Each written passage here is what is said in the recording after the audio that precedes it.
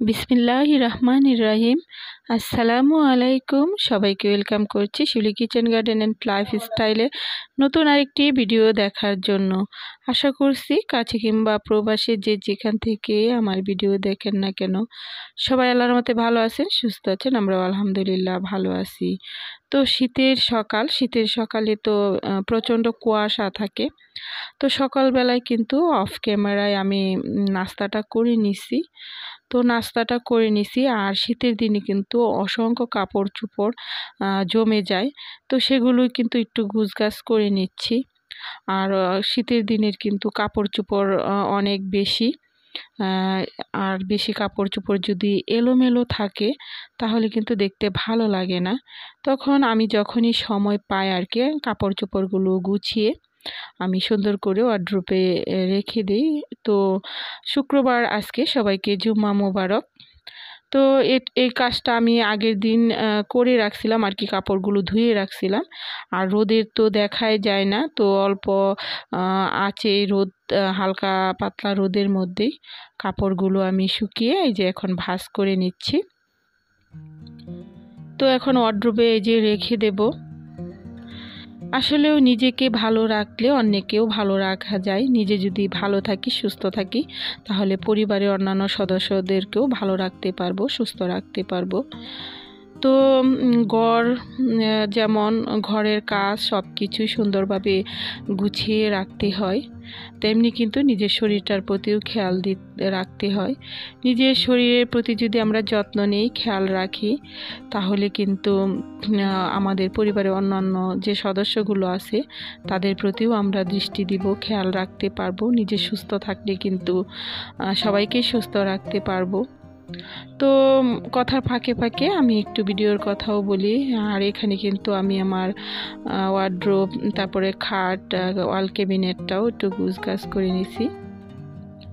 তো দেখেন গুছানোর পরে যে এমন লাগতেছে। তো আমি সব কিছু গুছিয়ে একটু নিজের ত্বকেরও যত্ন নেব।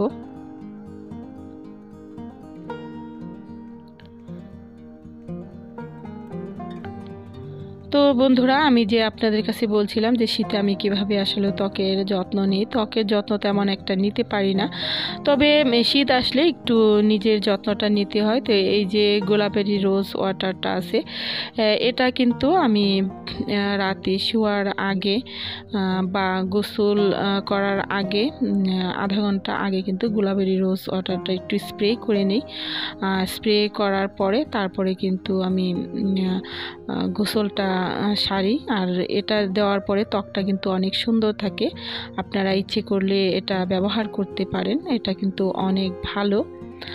আর এই যে এগুলো সব গুছগাছ করে আমি কিন্তু চলে আসলাম রান্নার কাজে। আর আজকে এই যে ভুড়ি রান্না করব, বট যেটাকে বলা হয়।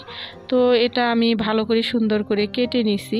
আর এখানে আমার একটু ক্যামেরাটা কাঁপতেছে, কারণ এক হাতে আমি মোবাইল ধরে নিছি আর এক হাতে রান্না করতেছি, যেহেতু আমার ট্রাইপডটা অনেক আগেই ভেঙে গেছে। ট্রাইপড ছাড়াই ভিডিও করতে হয় আমাকে।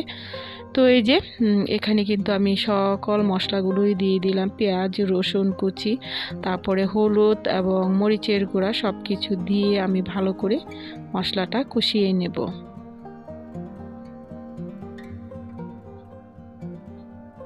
তো এখন এখানে আমি আদা বাটা, জিরা বাটা, পেঁয়াজ এবং রসুন বাটা সব কিছু একে একে দিয়ে ভালো করে মশলাটা কষাবো। তরকারির রান্নার টেস্টটা বোঝা যায় কিন্তু কষানোর মধ্যেই। তো এ পর্যন্ত যারা আমার সাথে আছেন সবাইকে অসংখ্য ধন্যবাদ। যারা এখনও একটি লাইক দেননি, আমার ভিডিওর কোনো অংশে যদি আপনাদের ভালো লেগে যায় প্লিজ একটি লাইক দেওয়ার অনুরোধ রইল।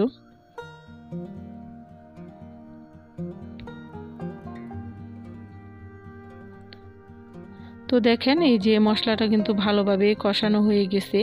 তো এখন তো নতুন আলু কিন্তু সব কিছু দিয়ে খেতে ভালো লাগে। তো এখানে আমি কিন্তু আলু ব্যবহার করব। এই যে আমি এখানে নতুন আলু কেটে ভালো করে এটার মধ্যে নেড়ে চেড়ে কষিয়ে নিব।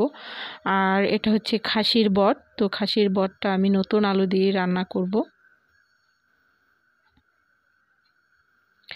তো এই যে বটটাও এটা কিন্তু আমি সুন্দরভাবে কেটে এবং ক্লিন করে নিছি। এখন এটাও দিয়ে দিলাম, দিয়ে ভালো করে কষিয়ে রান্না করব।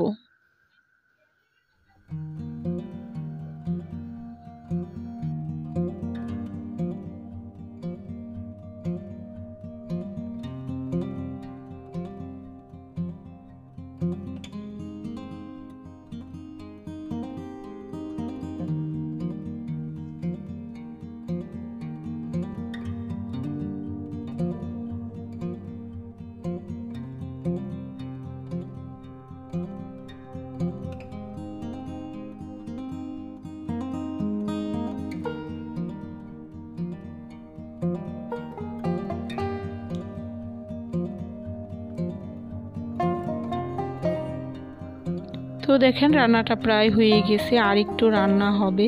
তো এটা রান্না হতে থাক, এদিকে কিন্তু আমি পালং শাক ভাজি করব। পালং শাক, নতুন আলু, সিম, পেঁয়াজ কলি সব কিছু একসাথে কিন্তু এভাবে পানির মধ্যে কেটে আমি ভিজিয়ে রাখছি।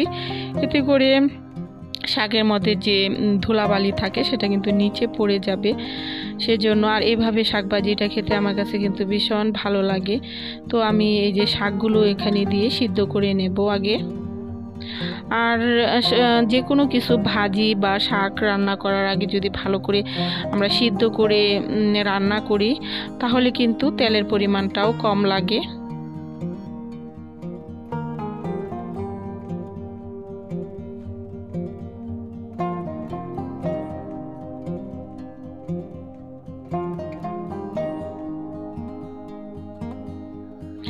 তো শাকটা কিন্তু আমি পেঁয়াজ রসুন কুচি দিয়ে বাগার দিয়ে সুন্দর করে রান্না করে নিছি।